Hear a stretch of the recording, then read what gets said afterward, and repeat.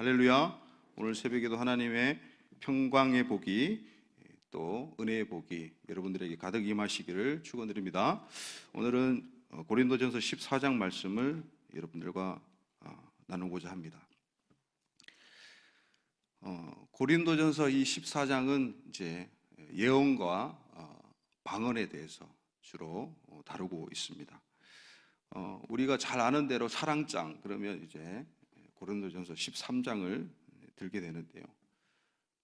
사실 이 고린도전서 13장이 고린도전서 11장부터 14장까지의 긴 설교 가운데 중심을 차지하고 있습니다. 그래서 13장을 기준으로 해서 앞쪽으로 12장은 또 오늘 14장과 같이 쌍을 이루고 있어요. 그래서 12장과 14장의 은사를 다루고 있습니다. 그래서 그런 이해를 가지고 우리가 14장 1절 한번 다시 읽겠습니다. 시작. 사랑을 추구하며 신령한 것들을 사모하되 특별히 예언을 하려고 하라. 시작하자마자 사랑을 추구하며 이렇게 되어 있습니다. 그래서 가장 중요한 것이 사랑이기 때문에 교회 하나님의 집을 짓는 그 재료가 사랑이기 때문에 그 사랑이 중심에 서 있는 전제를 깔고 이 은사를 이제 이야기하기 시작하는 것이죠. 그래서 오늘날의 교회도 마찬가지일 것입니다. 아무리 좋은 은사가 있어도 다 폐하여지고 사랑만 남는다는 우리 어제의 말씀을 기억하기를 바랍니다. 그래서 우리가 사랑을 추구하면서 신령한 것들도 사모하는 우리 성도님들 되시기를 주님의 이름으로 축원드립니다. 신령한 것들, 여기 말하는 신령한 것들을 우리가 사모해야 되는데요.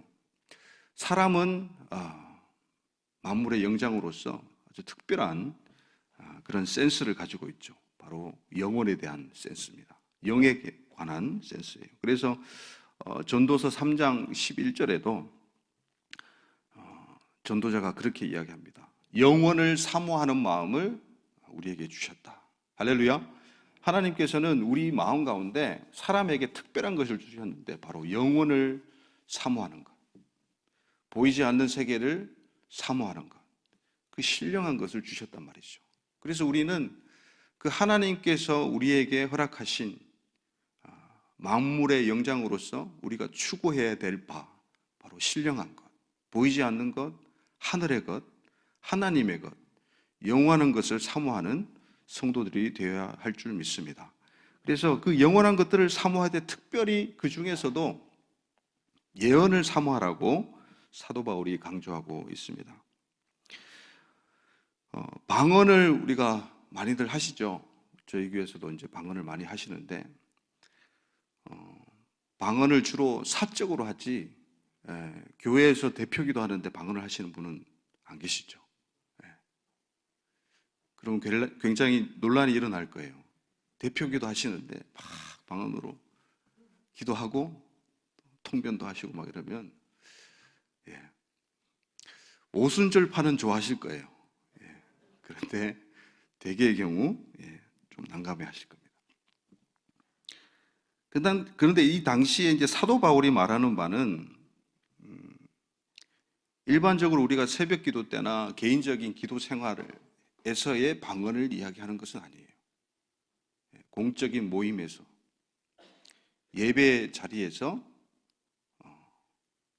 나오는 방언 또 예언 그것을 이야기하고 있습니다.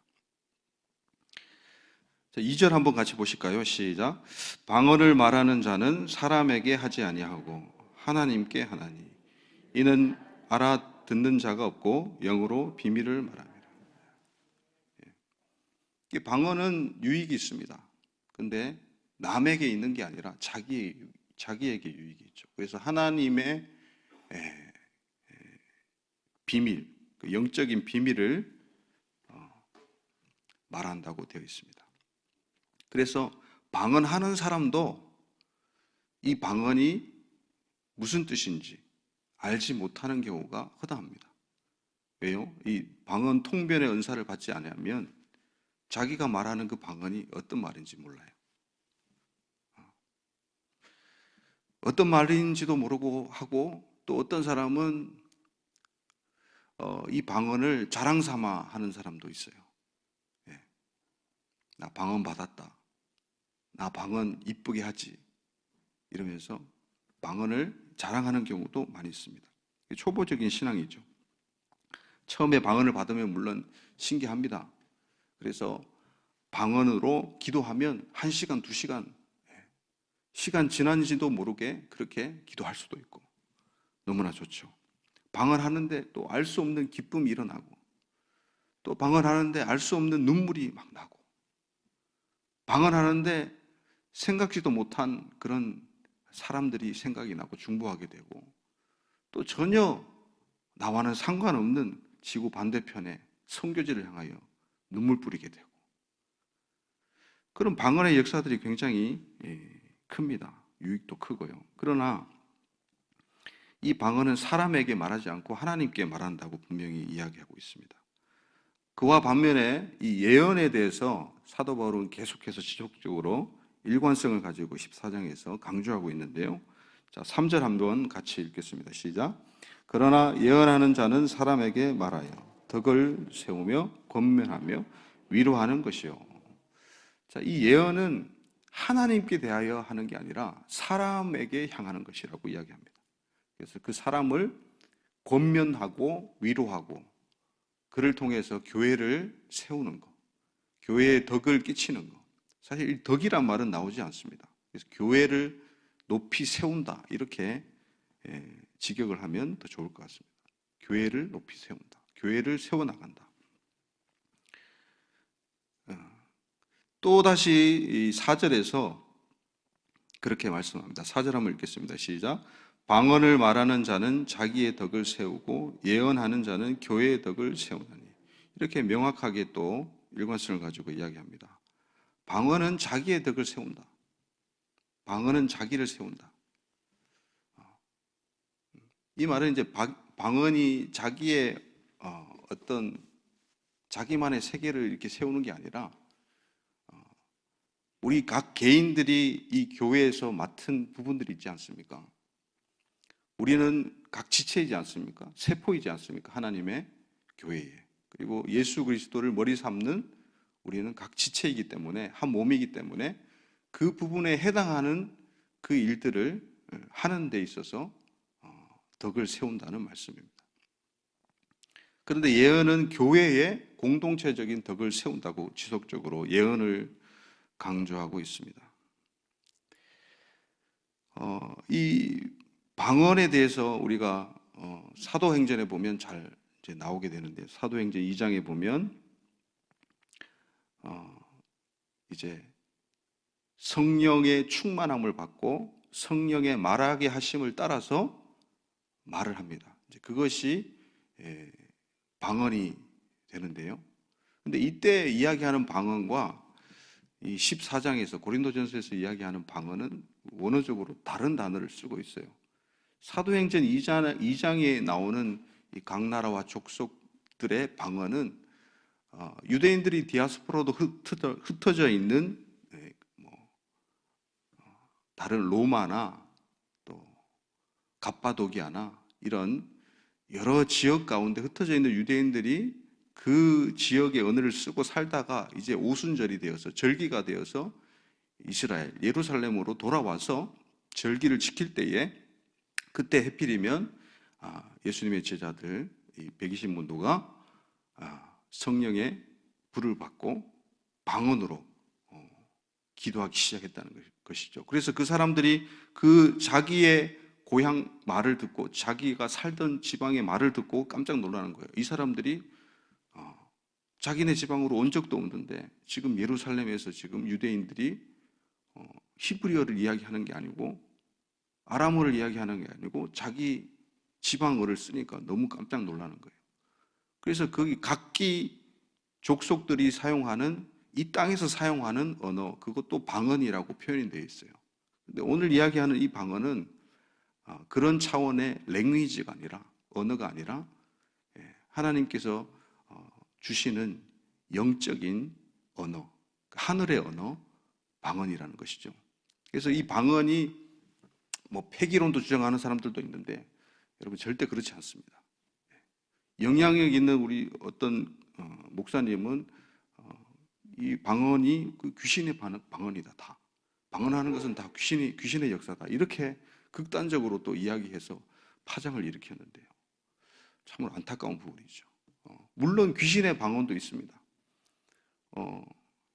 이 미국의 풀러 대학교 풀러 신학교의 어떤 교수님이 이제 선교를 위해서 남미로 가고 있었어요. 남미로 비행기를 타고 가고 있는데 비행기에 이제 앉아서 옆에 같이 앉은 사람, 동행은 아니고요. 우연히 같이 앉은 사람이 알아들을 수 없는 말을 하고 있더랍니다. 그 남미의 언어도 아니고 영어도 아니고. 그래서 가만히 듣고 있는데 반가웠어요. 왜요? 자기도 이제 방언을 얼마 전에 받아가지고 방언하는 것처럼 느껴진 거예요. 그래서 지금 방언하고 계십니까? 그게 말을 붙였다고 해요. 그런데 당연히 하나님께 방언을 한다고 생각을 하고 반가워서 물었는데 귀신에게 사단 마귀에게 방언을 한다는 거예요. 그 사람이. 그 사단 마귀에게 하는 귀신의 방언도 분명히 존재합니다. 그래서 우리가 오늘도 나오지만은 예언할 때도 마찬가지고 방언할 때도 마찬가지고 그 예언이 진짜 하나님께로부터 왔는지를 그것을 분별하는 영분별의 은사를 가진 사람들이 따로 있었어요. 그래서 예언을 하게 되면 공적인 예배 자리에서 예언을 하게 되면 그것을 검증하고 토론하는 시간도 함께 가졌다고 해요. 영분별의 은사를 가진 사람들끼리 모여서 방언도 마찬가지입니다. 방언도 영분별의 은사를 가진 사람들이 방언도 이것이 참인지 거짓인지 그것을 분별할 수 있게 되죠. 제 개인적인 경우에도 제가 신학교 가기 전에 서울에 이제 있는 모교회에서 신앙생활을 했는데 저는 이제 그 교회 오기 전부터 이제 방언을 받아서 하고 있었고요. 그 교회는 이제 장로교가 아니고 침례교 쪽인데 오순절 적인 색채가 강한 그런 교회였어요. 그래서 전 교인들이 다 방언을 할 정도로. 그래서 그 목사님은 이제 새신자가 오면 성령 집회부터 해가지고 새신자가 주일에 왔는데 바로 그 다음날 새벽기도 하게 만들고 이렇게 아주 역동적으로 이제 사역을 했는데요. 그때 제 친구가 이제 방언을 자기도 받고 싶다고 그 집회에 참석을 했어요. 그래가지고 참석을 했는데 하도 방언하라고 막 혀를 자유롭게 움직이면서 이제 방언이 나온다고 그러니까 막 자기도 방언하려고 용을 썼어요. 그래서 자기가 만들어낸 가짜 방언을 막 했대요. 막 알아들을 수 없는 말을 막 이렇게 하는데 그 목사님이 오시더니 탁 들으시더니 어깨를 탁 치시면서 가짜다. 이거 아니다. 그러면서 다시 구해라. 전심으로 구해라. 그랬더니 이 친구가 얼마 지나지 않아가지고 자기 혀가 스스로 통제가 안 되는 거예요. 혀가 막 말리고 풀리고 하면서 이게 방언을 받게 되는 그런 역사를 제가 옆에서 이제 보게 됐는데요. 그렇게 방언이든 예언이든 우리가 영 분별을 해서 분명히 이게 하나님께로부터 왔는지 아닌지를 우리가 분별해야 될 줄 믿습니다. 사도 바울은 계속해서 이 방언과 예언에 대해서 번갈아 가면서 계속 이야기를 합니다. 논지는 그렇습니다. 이 방언은 공예배 때 방언을 통변하는 사람이 있으면 방언을 해라. 그리고 아무 때나 하지 말고 질서를 지켜서 2사람이나 3사람까지 해라. 차례차례로 해라. 그래서 방언하고 또 통변하고 방언하고 통변하고 통변하는 사람이 없을 경우에는 잠잠해라. 그냥 혼자서 기도해라. 방언. 오늘날에도 우리가 통변의 은사가 또 적기도 하거니와 또 논란의 여지가 있어서 그런 부분은 저희가 공예배 때 하질 않죠. 이 초대교회처럼. 그러나 이때는 그랬다고요. 그래서 통변이 없이는 절대로 방언을 공개적으로는 하지 마라. 그 개인적으로 하나님께 기도하고 영의 비밀을 말하고 개인적인 덕을 세우고 유익을 세워라. 그렇게 권면하고 있고, 또 이 예언도 마찬가지입니다.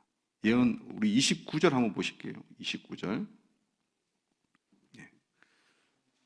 자, 14장 28절 29절 방금 말씀드린 부분하고 같이 해보겠습니다. 시작. 만일 통역하는 자가 없으면 교회에서는 잠잠하고 자기와 하나님께 말할 것이요, 예언하는 자는 둘이나 셋이나 말하고 다른 이들은 분별할 것이요. 다른 이들, 예언하는 자가 있고요, 다른 이들이 있는데 다른 이들 중에서는 영분별의 은사를 가진 사람이 있었다는 것이죠. 그래서 그것이 하나님께로부터 왔는지 아닌지를 분별할 수 있었다는 것입니다.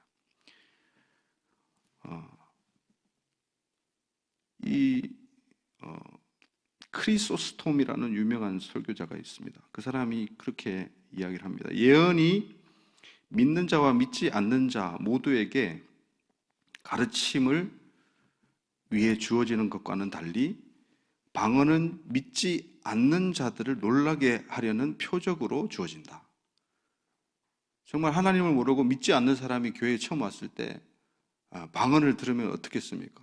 놀라겠죠. 근데 그 방언하는 것을 또 통변했을 때 또 놀라겠죠. 그래서 그 사람으로 하여금 하나님께서 이 교회를 책임지고 계시고 교회에 살아 계시고 운행하고 계시고 그로 말미암아 하나님께 경배하게 되고 그런 일들이 일어나기 때문에 이 방언은 믿는 자들을 위한 표적이 아니라 믿지 않는 자들을 위한 표적이라는 것이죠.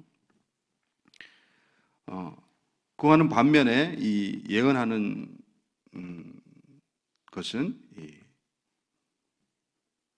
개인을 위한 게 아니라 교회를 덕을 세우는 것이기 때문에 그 예언하는 자와 또 영분별 은사를 가진 자와 더불어서 동역하면서 그 예언도 차례대로 하나씩 하는 그런 질서 있는 모습들을 권면하는 사도 바울의 이 내용들을, 편지의 내용들을 우리가 보게 됩니다. 우리가 풍성한 영의 세계를 사모하는 자가 돼야 되는데, 문제는 그 풍성한 영의 세계의 것들을, 영의 은사들을 우리가 받아가지고 그 이후의 삶이 어떠냐 이거예요. 그 이후에 우리가 그 은사들을 사용하면서 더 겸손해지고 더 영적으로 되고 더 세상 것을 버리고 더 하나님께 집중하는 것이 아니라 도리어 그 은사를 가지고 자기를 드러내는 경우가 있지 않습니까? 여러분들, 그런 경우가 교회에도 간혹 가다가 생깁니다. 그래서 그게 문제가 되죠. 그래서 그 경고를 우리가 37절에서 보게 됩니다. 37절 한번 같이 읽겠습니다. 시작. 만일 누구든지 자기를 선지자나 혹은 신령한 자로 생각하거든 내가 너에게 편지하는 이 글의 주의 명령인 줄 알라. 편지하는 이 글이 주의 명령인 줄 알라. 그러면서 뒤에 말은 생략되어 있지만 자기를 선지자나 혹은 신령한 자로 생각하거든, 말하는 것도 아니고 자기 스스로 그렇게 여기고 생각하는 것조차 경계하라는 거예요. 그래서 영의 은사들을, 신령한 것들을 우리가 사모는 하되 무엇을 위해서 사모하는가 이거예요. 자기의 어떠함을 과시하기 위해서, 자기의 영적인 부분이 이렇다, 이 정도다, 나는 너보다 더 영적이야, 이게 초점이 되어서는 결코 안 된다는 것이죠. 무엇을 위해 우리가 신령한 것들을 사모해야 됩니까? 바로 교회의 덕을 세우기 위해서, 하나님의 집을 세우기 위해서, 하나님의 몸을 세우기 위해서 우리가 그것들을 강구해야 된다고 사도 바울은 이야기하고 있습니다. 그래서 이것들이 합해져서 어떤 결론이 나와야 되냐, 교회의 덕을 세우는 것도 목적이지만 25절에 그 이유가 명확하게 나오고 있습니다. 25절 같이 보겠습니다. 시작. 그 마음에 숨은 일들이 드러나게 되므로 엎드려 하나님께 경배하며 하나님이 참으로 너희 가운데 계신다 전파하리라. 아멘. 자, 예언도 그렇고 방언도 그렇고 결국은 어때요? 그 마음에 숨은 일들을 드러나게 한다. 그 마음 가운데 있는 죄악들도 드러나고, 그죠? 그 마음 가운데 하나님께서 주신 하늘의 일들, 하나님의 일들, 그것들도 예언으로 풀어낼 수가 있게 되고요. 그래서 하나님께 기준을 다시 두게 되고 하나님을 엎드려서 경배하게 되고 하나님이 정말 살아계신다. 하나님이 교회의 주인이시다. 하나님께서 우리 사이에 거하시고 우리의 소리를 들으시고 우리의 삶을 보고 계신다. 그것을 전파하게 되는 계기가 된다는 것이죠. 이 은사들을 통해서 말이죠. 오늘날 우리도 이 은사를 구해야 될 줄 믿습니다. 그런데 구하는 목적이 바로 하나님 경외가 되어야 되는 줄 믿습니다. 그리고 교회의 덕을 세우는 것. 이것이 가장 중요합니다. 그래서 사도 바울은 15절에서 그렇게 또 이야기합니다. 시작. 그러면 어떻게 할까? 내가 영으로 기도하고 또 마음으로 기도하며 내가 영으로 찬송하고 또 마음으로 찬송하리라. 이렇게 말씀하고 있는데요. 영으로 기도하고 영으로 찬송하고 또 마음으로 찬송하고 마음으로 기도하고 이게 무슨 말일까요? 앞뒤 좌우를 이제 문맥을 살펴보고 또 이 단어들을 살펴보면요, 이 마음은 자기 마음대로 하는 게 아니에요. 영으로 하는 것은요, 사람들이 알아듣지 못해요. 영의 세계가 열리고 영분별의 은사를 받고 또 통변의 은사를 받은 사람들이 그것을 알게 돼, 소수가 알게 되지 다 알지 못하게 되죠. 그래서 영으로 기도하고 영으로 찬송할 수 있습니다. 찬송도 영의 찬송이 있죠. 방언 찬송도 있고, 그죠? 그런 찬송이 있는데 그런 찬송도 자기가 사도 바울도 할 수 있고 하고 또 마음으로 기도하고 찬송도 한다. 이 말은 사람들이 듣고 이해할 수 있는 기도, 사람들이 듣고 반응하고 이해할 수 있는 찬송, 그 두 가지를 다 한다는 거예요.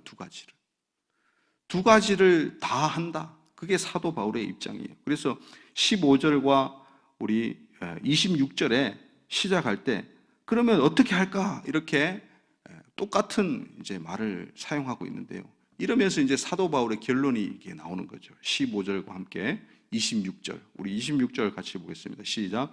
그런즉 형제들아 어찌할까? 너희가 모일 때에 각각 찬송시도 있으며 가르치는 말씀도 있으며 계시도 있으며 방언도 있으며 통역함도 있나니 모든 것을 덕을 세우기 위하여 하라. 아멘. 여러분 보세요. 이 26절에는 아주 귀한 말씀, 정보들이 있습니다. 초대교회 예배가 어떠했으면 우리가 짐작할 수 있는 한 구절입니다. 이 한 구절에 이 예배의 모습들이 나타나게 돼요. 너희가 모일 때에, 이 예배할 때라는 거예요. 모일 때에 각각 찬송시도 있으며, 찬송시, 주로 이제 시편을 가지고 찬송을 많이 했는데요. 근데 거기에 덧대어 가지고 또 영의 은사를 가진 사람들이 이 방언 찬양도 하면서 또 찬양을 만드는 은사가 있는 사람들이 찬양도 만들었을 거 아닙니까? 그러면서 이제 예수님의 십자가 죽으심, 부활, 그리고 재림 이런 부분들을 주제로 해가지고 가사를 붙여서 찬송시를 만들고 노래를 만들었단 말이죠. 그래서 이 구약의 시편과 그런 예수님을 찬양하고 높이는 그런 찬양이 어우러져서 이 찬송시가 되었습니다. 찬송시를 하고 우리도 예배 가운데 찬양이 있듯이요. 그리고 가르치는 말씀도 있습니다. 계시도 있었어요. 방언도 있고 또 통역함도 있어요. 통변도 있어요. 또 이것들이 다 아우러져 가지고 교회의 덕을 세운다고 말씀합니다. 여러분 우리가 예언을 사모하고 또 39절을 보면 방언을 금하지 말라고 했는데 방언도 금하지 않고 예언도 우리가 금하지 않고 사모하면서 그 해야 될 이유가 사도행전 2장에 보면 하나님께서 방언을 주신 이유도 하나님의 크신 일을 나타내게 하시기 위해서 그렇게 은사를 베푸십니다. 그리고 이 예언의 영은 뭐냐 하면 예언이 앞으로의 일을 우리가 알아맞히고 그런 일들이 아니라 그런 일들도 포함이 되지만은 그게 예언이 아니에요, 사실은. 그 예언의 그 예자는 미리 예자를 사용하기도 하지만은 그거보다 더 많이 사용하는 것이 바로 맡을 예자예요. 말씀을 맡긴 자들, 그게 예언자들입니다. 하나님이 선택하셔서 하나님의 말씀을 맡긴 자들, 그 사람들이 예언자들이에요. 그래서 그 사람들이 하는 예언이 하나님의 말씀이라는 거죠. 하나님의 말씀. 그래서 그 예언의 영이 뭐냐? 예언이 도대체 뭐냐? 우리 성경을 한번 보겠습니다. 요한복음 15장 26절, 27절입니다. 자, 시작.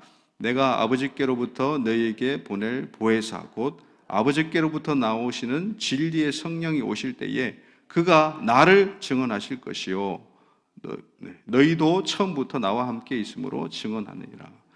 자, 여기에 성령께서 이제 보혜사로 이제 오실 것이다. 진리의 영이 오실 것이다. 그러면서 성령께서 오셔서 하시는 일이 여러 가지가 있는데 그 중에 아주 가장 귀한 일이 바로 뭐냐?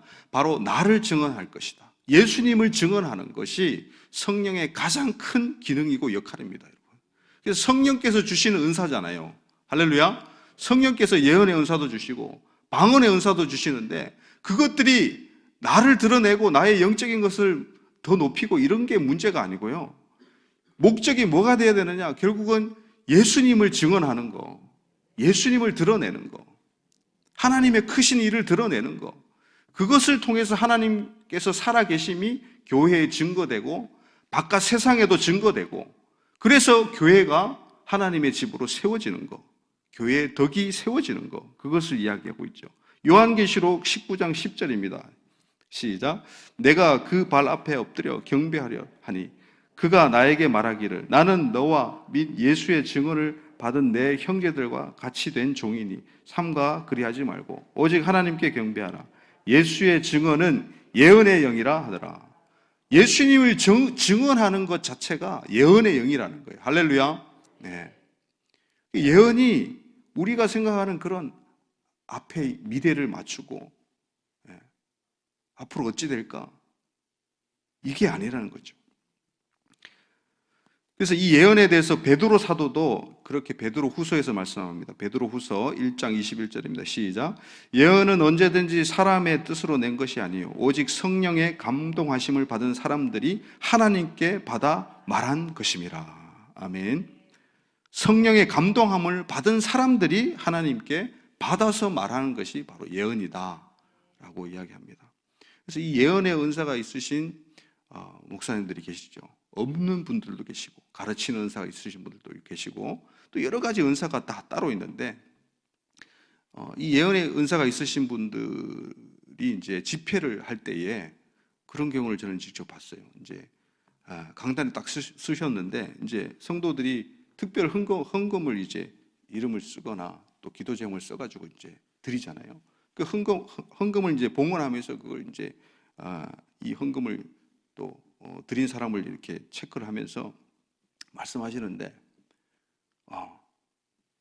아무개 이름을 부르더니 누구예요? 그러면서 이제 그 분을 향해서 그렇게 이야기하는 거예요. 지금 주변에 아이들이 많네요. 어린이집 하는 분이에요. 그 일 힘들더라도 계속 하시기 바랍니다. 이렇게 권면을 하시는 거예요. 근데 그분이 우는 거예요. 또 하나님이 자기를 아시는 거예요. 또 어떤 분들은 미용실 하는 걸 또 이제 이분이 또 이야기하시는 거예요. 손재주가 있으시네요. 이렇게 만지고 꾸미고 하시는 거예요. 그분도 울고. 그리고 또 이름을 부르더니 저분은 이 교회 기도 대장이네. 중보기도 팀장이셨어요. 근데 혼자서 얼마나 이 중보기도 하시면서 애가 타신 것들이 많았겠어요.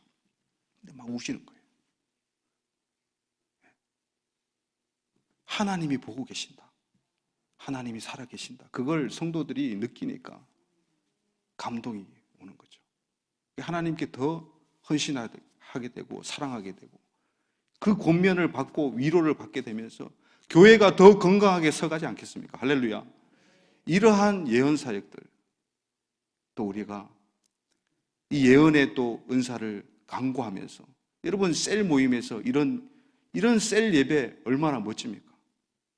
하나님께서 주신 감동을 나누면서 셀원들이 회복이 되고 감동을 받고 하나님의 살아계심을 체험하고 할렐루야. 우리 그런 기도, 그런 셀 모임이 되고 그런 교회가 되도록 우리가 오늘 새벽에 기도해야 될 줄 믿습니다. 할렐루야. 기도하시겠습니다.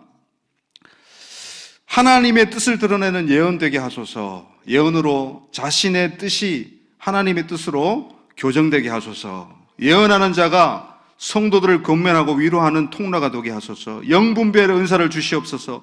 방언과 방언 통변의 은사를 주시옵소서. 믿는 자들이 방언과 예언을 통해서 하나님을 더 믿고 경배하게 도와주시옵소서. 영의 비밀을 말하는 이 방언이 터져 나오는 새벽 되기를 원합니다.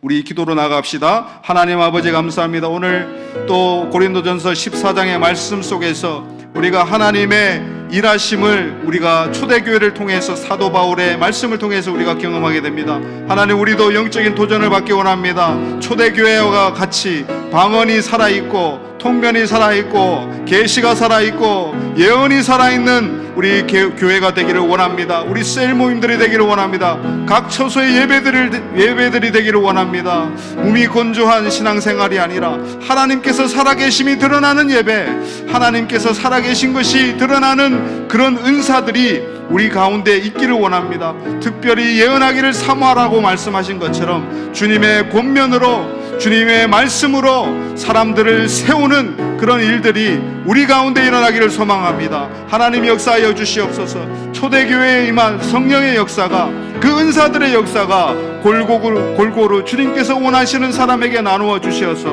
오늘 우리에게도 그 역사가 미치고 그 역사가 이루어지는 그 바톤을 이어가는 주님, 우리 제자광성교회 또 우리 각 셀 모임들, 각 교육부서의 예배가 될 수 있도록 주님 역사하시고 인도하여 주시옵소서. 하나님 아버지 감사합니다. 우리가 사도행전 말씀대로 또 이 고린도전서 14장의 말씀대로 주님, 우리가 방언과 예언을 사모합니다. 주님께서 주님 각자에게 맞는 그릇에 합당한 은사들을 부어주시기 원합니다. 그리하여서 자기를 드러내는 것이 아니라 예수 그리스도를 증언하고 하나님의 교회의 덕을 세우는 자들로 다 세움받게 하여 주시옵소서. 감사하고 예수님의 이름으로 기도드리옵나이다. 아멘. 주여, 주여, 주여. 하나님 역사하여 주시옵소서. 하나님 일하여 주시옵소서.